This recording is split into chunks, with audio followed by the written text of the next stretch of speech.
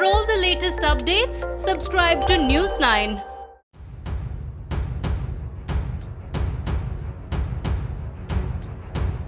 More than 8 months into the COVID-19 pandemic, the cases in several countries are still rising exponentially.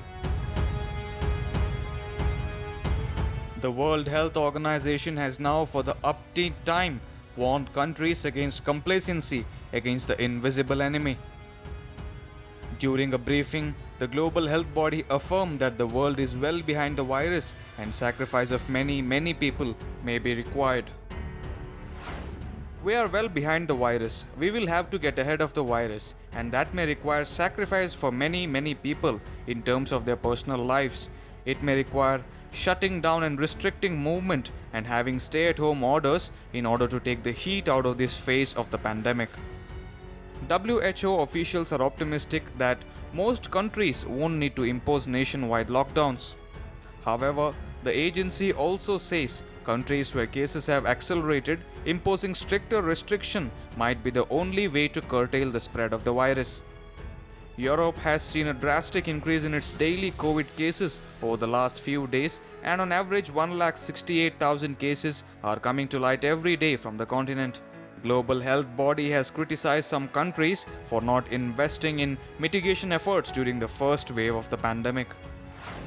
When we look across Europe as a whole, you could certainly ask yourself the question of whether there was enough invested through the first wave and ensuring there were full and adequate resources in each of those critical areas. We are seeing a large number of cases, we are seeing widespread disease, we are seeing very high positivity rates and an increasing lack of capacity to do any effective form of contact tracing. WHO has urged the government to become more proactive to deal with the crisis.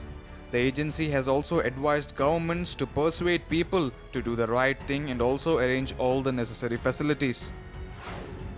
Governments need to ensure testing and contact tracing programs are effective and that people who are close contacts of a confirmed case go into quarantine. But they also need to give people the means to quarantine effectively and safely. Governments need to look for and persuade people to do the right thing, but they need to support people in doing that. They need some access to connectivity, they need to be supported, they need contact within their families. The onus also falls on people to remain vigilant and take all the precautionary measures to stop the pandemic from worsening. WHO also asserted that individuals too must play their part if the people most vulnerable to COVID-19 are to be protected.